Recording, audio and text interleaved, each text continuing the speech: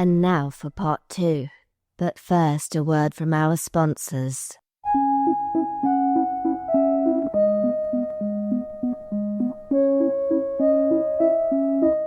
Hey Scooby Dru, have you seen this film, Razorblade Smile? Severin Films is advertising with us. Look at the super cool 3-disc Blu-ray. Don't be a silly Billy. It's not a film. It's a documentary. I'm good friends with London Lil. You mean Lilith Silver? The main character? I'm pretty sure it's a film. It says here it's directed by Jake West. West is the best. Lil is a fun-loving gal. Always good for a giggle. And blood-sucking. Haven't seen her in ages. We used to hang at the Transylvania bar. So you're telling me this movie is really a documentary? Dear Minion, you are indeed one in a million. Hey. Now, tell our Re-Vamptees where they can get the Blu-ray. Due to demand, Severin Films now presents the re-release of Razorblade Smile for the first time in ultra-high def. A 3-disc Blu-ray collection with over 9 hours of special features that include Jake West's controversial 2000 documentary for UK television, Children of the Night. Plus, his new feature-length documentary on 90s British bloodsucker culture, Vampires Forever, and a whole lot more. Razorblade Smile is available at the Severin, Severin web store. Find it now on www.severinfilms.com and coming soon to your favorite vampire-friendly retailer. Children of the Night, what sweet music I make.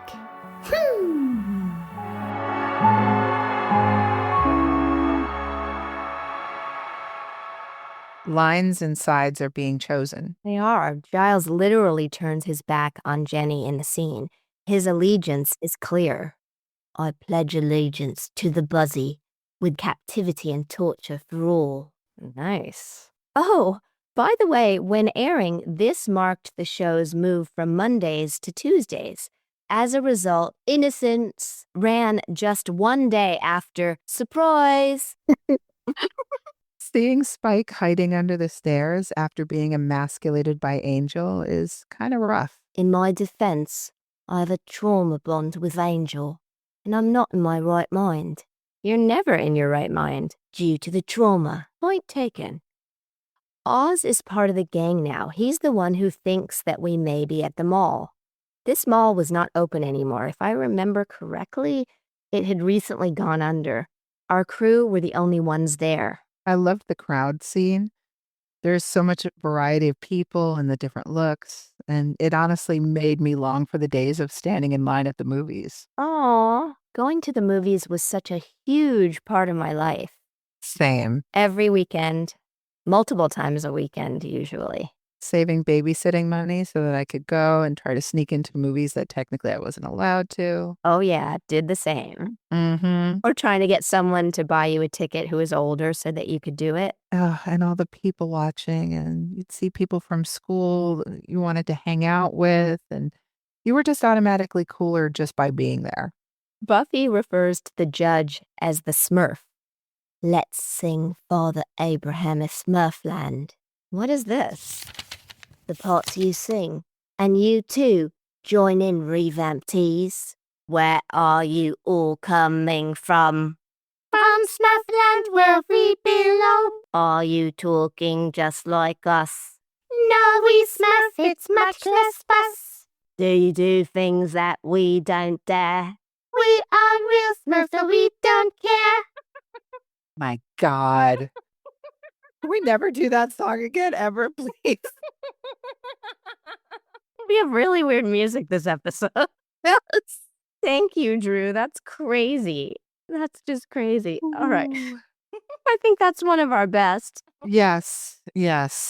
We'll be performing all summer. Please buy your tickets now. Buffy uses a rocket launcher against the judge. There was what could be considered a phallic joke earlier when Xander, due to his expertise in weaponry from the Halloween episode, asked if Buffy wants him to show her how to use it. The judge says, "What does that do?" Listen, Judge. My client was trapped in a penny at the time of the crime. What are you talking about? I tell you, Big Blue, she's innocent. Hey. Oh, do you want to say it? Spoiler alert. The rocket launcher will be used again in Season 7's Hymn. I would like to interject a poem from William Blake's Songs of Innocence collection. Right now? Little lamb Timmy, I'll tell thee. Little lamb Timmy, I'll tell thee. He is called by thy name, for he calls himself a lamb. He is meek and he is mild. He became a little child. You recited that pretty well. You just need to drop the Timmy out. But it personalizes it in honor of our composer? That's what we call Tim in our credits. How about you two Songs of Innocence? All together now. Okay, here we go again. I was young, not dumb, just wishing to be blinded by you, brand new, and we were pilgrims on our way.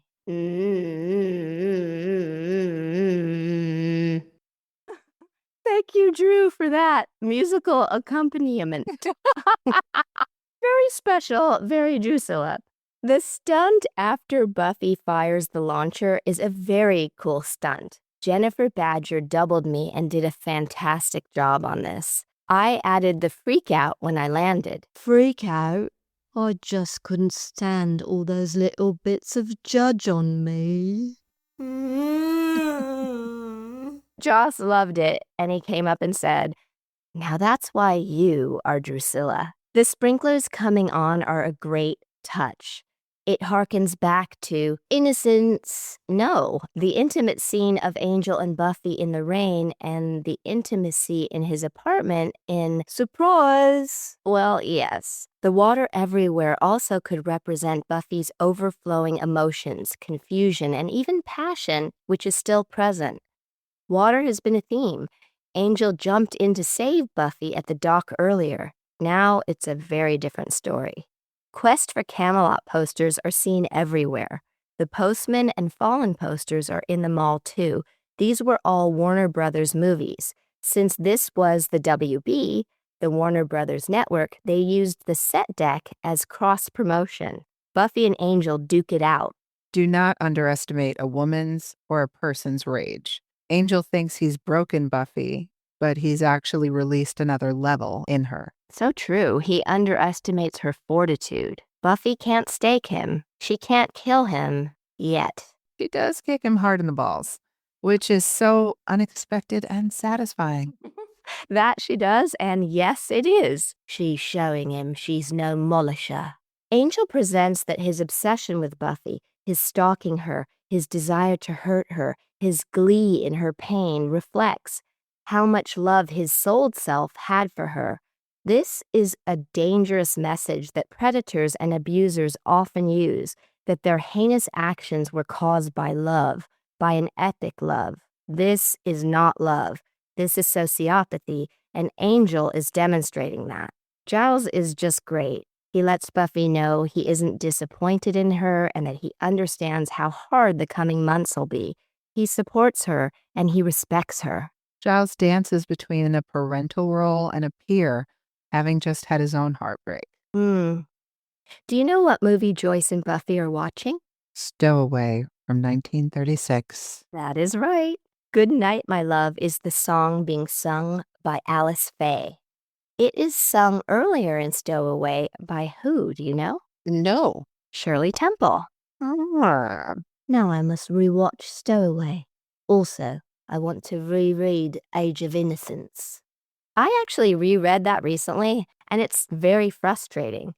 I understand the constraints of the time, but their behavior ultimately seems to be more about their own deficiencies. Oh, yes. I may just forego my Edith Wharton revival then. I like that Joyce looks in both containers for the matches. It's a nice bit of behavior. She's not a smoker. She doesn't use them all the time, so she doesn't know exactly where they are, but she's an organized mom, so she knows that they're there somewhere. Joyce can see that Buffy is suffering. Take a number. Innocence is sometimes equated with virginal.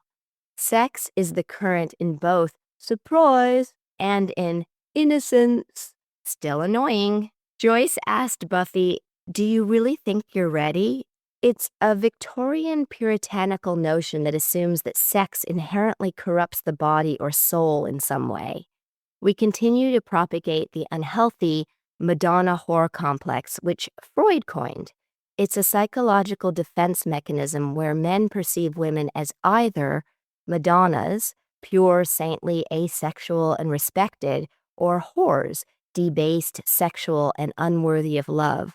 This dichotomy causes an inability to integrate love and desire into one partner. Thankfully, the idea that Buffy is altered or tainted by having sex is firmly rejected at the end of the episode.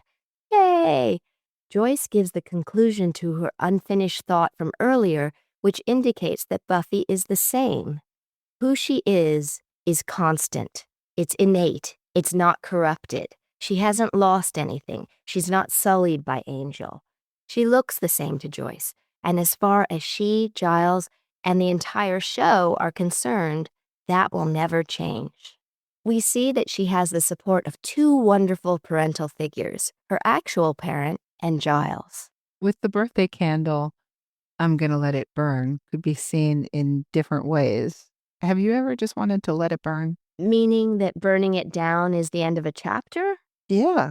Yeah, there have been many chapters which ended naturally, and many others that I consciously let burn, close the door on. What about you? I always say that if it feels like you're pushing a boulder up a hill, it's probably a good idea to just stop and go with a different direction, or maybe just set that boulder on fire. And in terms of the different meanings, what were you thinking about there? It's either you could give up or you could rage against it. Christine says that this is her favorite episode. The last episode, surprise, started with Drusilla saying happy birthday, and Innocence ends with Joyce saying happy birthday to Buffy, too.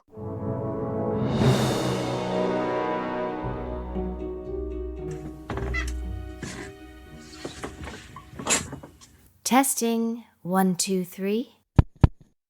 Testing, 1, 2, 3.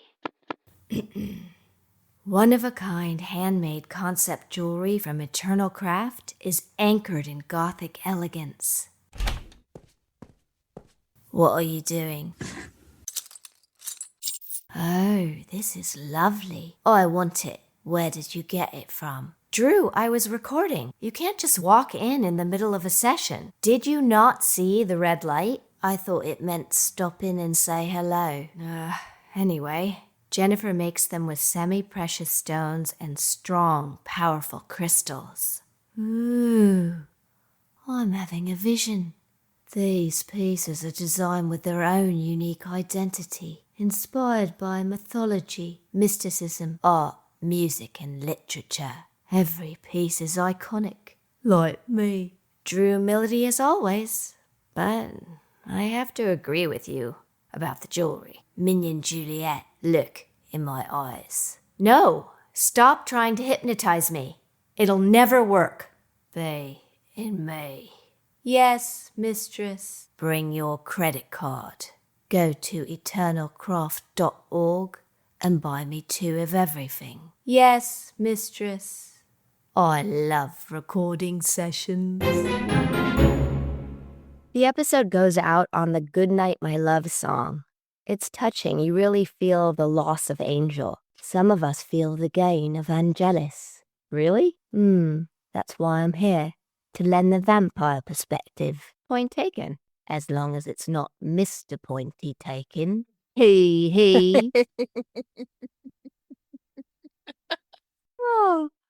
Aside from Buffy's loss of innocence and the loss of cursed Angel's more innocent self, this episode includes Willow's loss of innocence, her innocent crush on Xander since childhood, when confronted with his picking Cordelia over her. This loss has positive ramifications as it will make room for a reciprocal relationship with Oz. We additionally have been confronted by Jenny's non-innocence and the ramifications of that.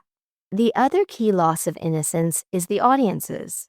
We thought we were watching a standard romance. We expected the threats to their love affair to come from outside. We thought it was powerful that Buffy could see past the monster. We were shown the frat boys in Reptile Boy. We know what Angel did to Drusilla, and yet we didn't put two and two together. We remained innocent until now. The themes in the episode are the loss of innocence, a rude awakening, getting intimate, and then someone doing an about-face, becoming the guy who doesn't call.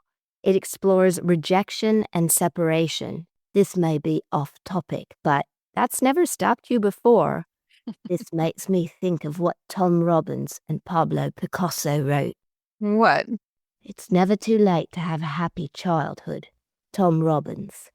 And it takes a very long time to become young, Pablo Picasso. Those are good. Fellini said, no matter what happens, always keep your childlike innocence. It's the most important thing. I love that. Yeah. That's perfect. Thank you, Federico. Thank you. Grazie. Don't you think that great art in all forms comes from a childlike exploration and execution? Absolutely. I think it takes adults a long time to get to that freedom. Children innately have it, and then we get shut down as we get older.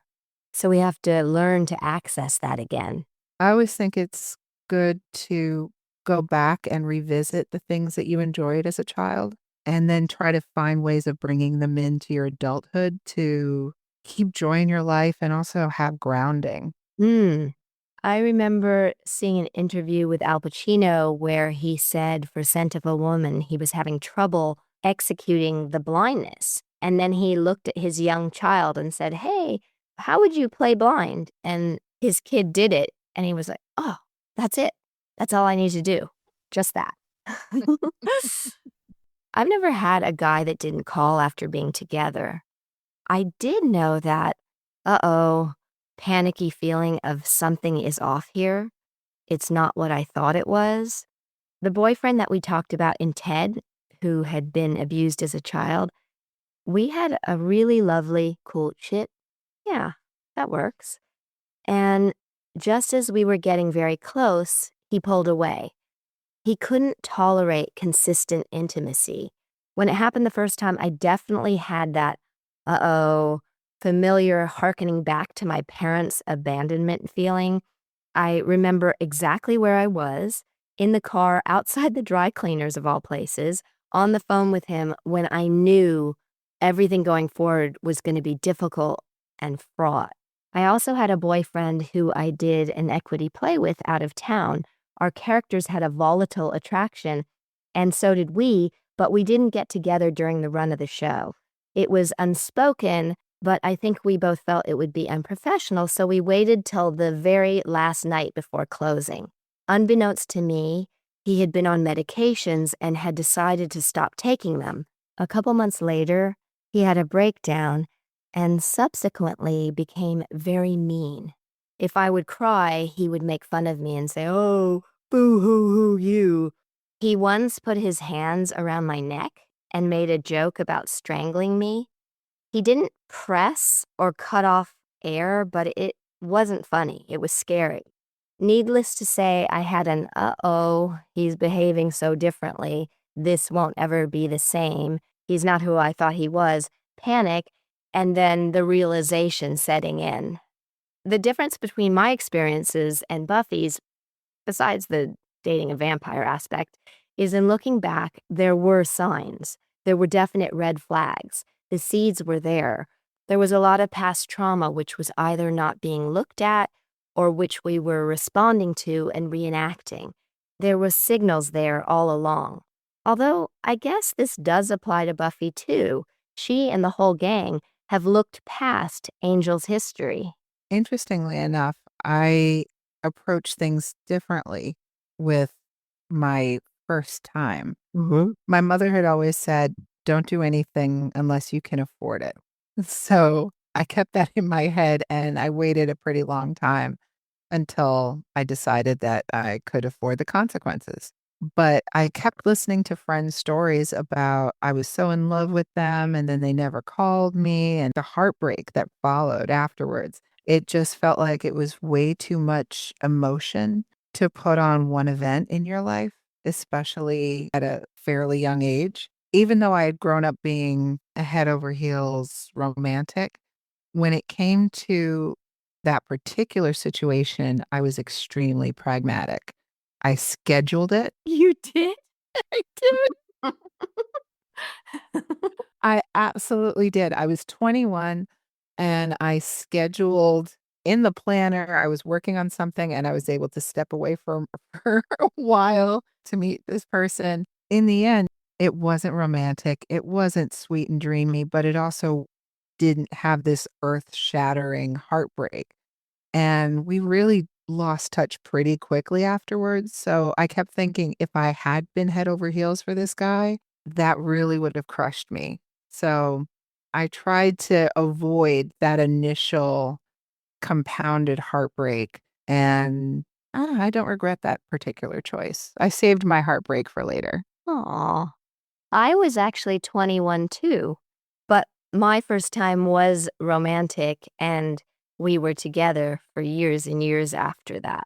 So it was the right moment. But I waited too. I felt like I wasn't ready before, and had I rushed it, I think that would have been really not good for me. Mhm. I wanted to make sure that I was comfortable with myself. Mm-hmm. And I heard all the stories about, oh, the lights had to be off and I had to be wrapped up in blankets and I kept my clothes on. And I thought, oh my God, there's too many things to orchestrate and to plan. Okay, no, we're going to do this when I can just stand there as me. And again, like not having the extra pressure of being in love with this person definitely made the whole situation a lot easier. Were you only together that one time? Over a weekend. A few times. Yeah, it quickly died when we went to see the re-release of The Exorcist. Oh, And that's a very romantic movie. he tried to put his arm around me and kiss me in the movie. And I thought, oh, this is not happening. We are in my church. This is not acceptable. And that was pretty much the end of our relationship right there. The Exorcist is my favorite rom-com. Okay, Drew. What is the line of dialogue from this episode that you would get as a tattoo? Really easy. It's when Ennio says, It is not justice we serve. It is vengeance. Mine is the exchange with Drew and Spike. Are we feeling better then? I'm naming all the stars. You can't see the stars, love. That's the ceiling. Also, it's day. I can see them. But I've named them all the same name. And there's terrible confusion. Good pick. I'd love to see someone's design for that quote. Oh, it'd be amazing to see. Yeah, that would be really, really cool. Now I'm picturing stars with all the names being the same name on the on the tattoo. Mhm. Spike is still his loving, caring self, but he's bummed about being incapacitated, so he's a bit less William the Poet esoteric, which he always has aspects of, along with being the strutting William the Bloody. Here, he's more meat and potatoes. He's talking reality. He's not matching Drew's whimsy as much as usual. It wasn't whimsy. I could see them, but in the spirit of mirth. Let's go on to the next bit.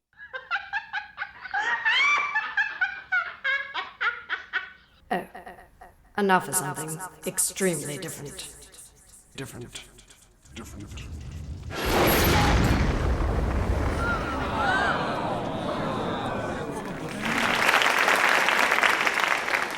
Last time we talked about your experience with Adam Pascal and Jesse L. Martin on the subway and my almost head-on car collision with Sean Connery. I have another car story. When I was about 22, I was driving my Peugeot. It was stiflingly hot, record-setting highs in the height of summer, and my air conditioning conks out. It stops working completely. I start sweating profusely, and I decide to roll down all 4 windows to get a crosswind while moving. Now, I do vocal training. It's something I still do 6 days a week. Singing exercises, not only for singing, but to place my voice in a nicer register. It's maintenance that I do as an actress. I often do it while driving because it's hard to fit that extra hour into each day with how busy everything is. Usually my windows are rolled up tight, so I don't subject anyone to my umming and awing, as Dev calls it. So I have a conundrum. Do I vocalize anyway to get it done, or do I stop? I opt for conundrum. I like that word. Was it really necessary to share that? It's musical, like a drum. Canun da da da drum. Canun da da da drum. Okay, so I decide to continue vocalizing. I'm driving in Beverly Hills and I approach this roundabout. It's a 6-way intersection with stop signs. It's nicknamed Anarchy Corner due to its chaotic, multi-point nature, despite its relatively low accident rates. You know, I like the sound of that. As I approach the stop sign, maybe that should be the nickname for our podcast. Anarchy Corner? Yes, I actually like that. Anarchy Corner. Appropriate. Let's not digress. As I approach on the Cannon Drive point of the roundabout, I see this lovely blue convertible Mercedes come from behind to approach the stop sign, so we'll be stopping side by side. I think, it's a convertible. Should I refrain from singing for a moment? Is it too loud? What should I do? But I continue because I want to finish my lesson, and as we pull up to the stop, I hang back a beat to let the car go off, but the car stays right there, neck and neck with me. I glance over in the midst of holding a very high note, and I see none other than Sammy Davis Jr. He grins at me. He gives me a big thumbs up for my vocal exercise and speeds off. I got a thumbs up for my singing in my car from one of the greatest and most versatile song and dance men in American entertainment history. He was, as they say, born in a trunk, began performing at 3, was often referred to as Mr. Show Business or the greatest living entertainer in the world, and he gave me a very enthusiastic thumbs up. That's how you know you're doing good. The Sammy Davis seal of approval. I wasn't sure if I should continue, and Sammy thought I should.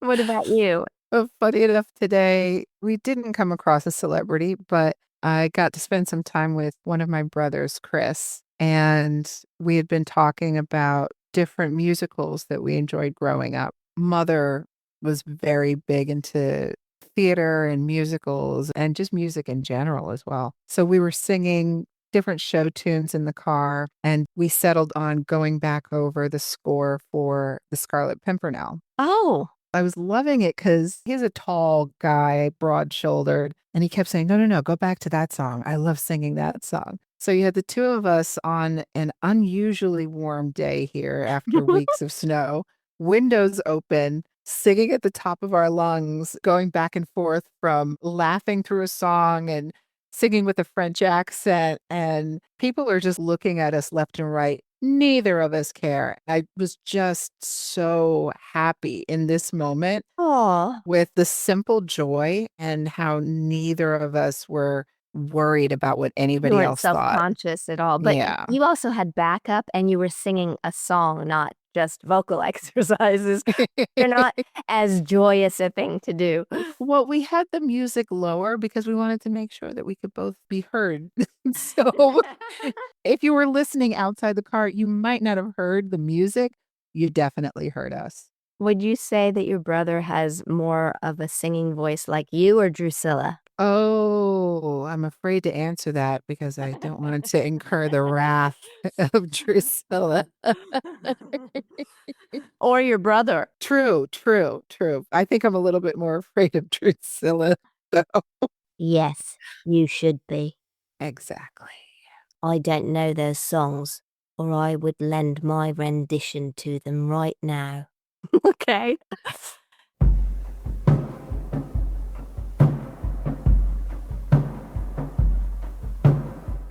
Hey Drew, what are you reading? A book sent to me by Lincoln James. It's called The Ninth Layer. It is so much fun. That's mine. You stole it. I've been dying to read it. He told me The Ninth Layer is about Alex, who joins a small research group on what should be a controlled, supervised geology expedition. But as the team ventures deeper underground, the cave begins to change. The air hums, the walls glow faintly, passageways shift. The exit disappears. Cut off from the surface and from one another, fear fractures the group. Paranoia sets in, and something in the darkness seems to be watching, waiting. As friendships erode and survival instincts take over, Alex is forced to confront a terrifying truth. Some places are not meant to be explored, and some depths don't let you return unchanged. A claustrophobic horror thriller about obsession, isolation, and the cost of digging too deep. I love these feel-good stories. Paranoia, horror, and the psychological toll of fear? Feel good? The Ninth Layer is available on Amazon or on the Lincoln James website. For our friends in Europe, you can get the books at all major resellers. We'll also feature Lincoln's book called Written Just For You in our book club on April 18th. Reach out to Watcher Dev on the Patreon chat page with any questions. Now, run along. You're distracting me from reading my book.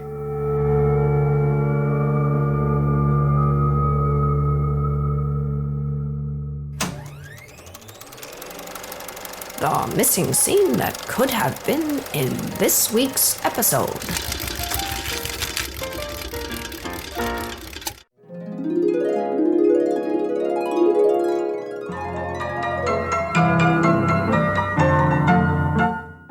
Janna, this is your 100th lesson. You really are not showing any ability in mysticism. I'm trying, Mistress Fortunesca. You need to observe and then follow your intuition.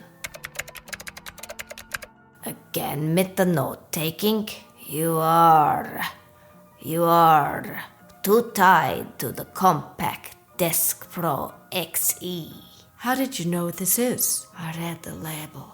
My crystal ball. Wow. How will you ever carry off being Jenny Calendar? You have to start tomorrow, and you've got no dramatic flair. Make a sweeping gesture. Like this. Like this? No, pushing your glasses up on your nose is not dramatic. Sheesh. And Jenny won't wear them. Give me your palm. Ah!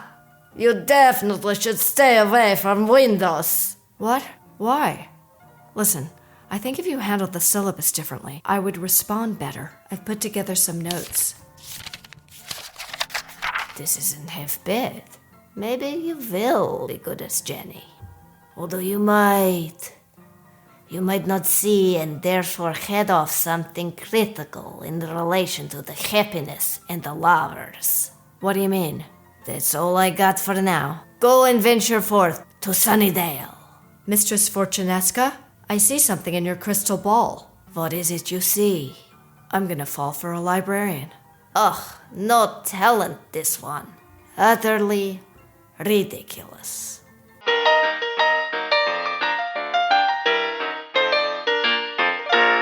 Let's get ready to Buffy!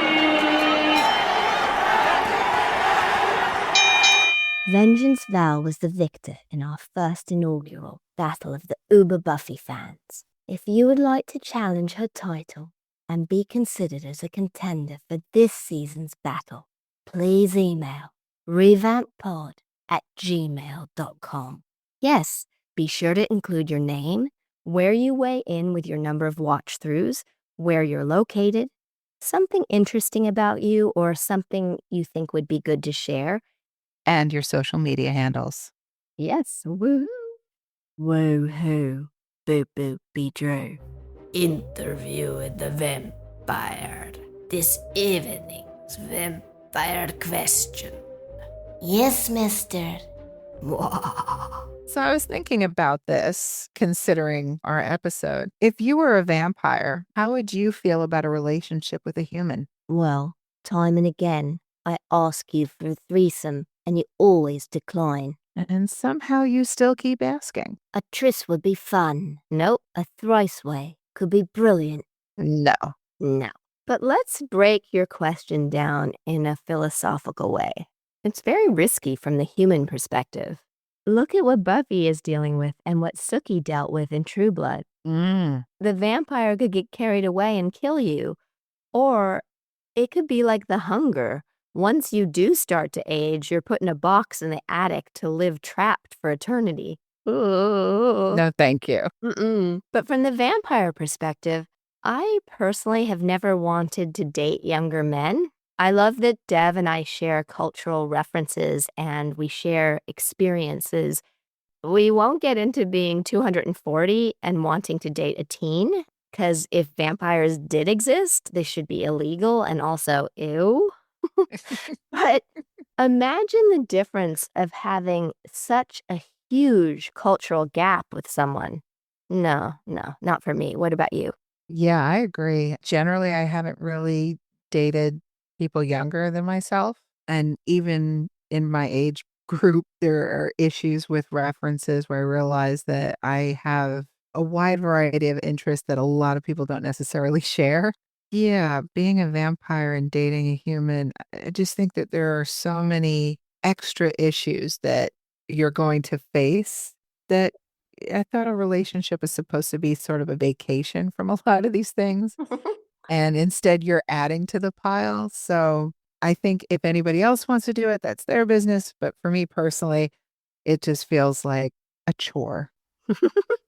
I like that you say if anyone else wants to do it, that's their business, as if this is a real option. What's your point? Nothing? Good.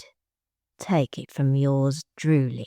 Revamptees, please correspond with me on our Patreon page, Revamped with Juliet Landau, on Twitter, @JulietLandau, on Instagram, @Juliet_Landau, and on the Fans of Juliet Landau Facebook group or Juliet Landau official Facebook page. Patreon peeps to be read in the credits: Dave Hall, Fani June Kendall, Daniel Harbour, Louise Brennan, Brandon Key, Cameron Burton, Donnie Ruskin, Madeline Pruitt, Marion Stevenson, Antonio H. Gutierrez, and Bobby Pelham. It makes all the difference because we cannot keep making the show without you. Thank you. Thank you so much. Until we meet again. Yes. See you next time when we do it again. Do it again. And until then, rewatch, revamp, reinvent, and be remarkable you. Innocence. Really, Drew? Wait. What? One last thought. She walks in beauty like the night, of cloudless climes and starry skies, and all that's best of dark and bright, mating her aspect and her eyes, thus mellowed to that tender light, which heaven to gaudy day denies. Byron, or skip to the end. A mind at peace with all below, a heart whose love is innocent. Innocence. You just had to, didn't you? Surprise! Oh.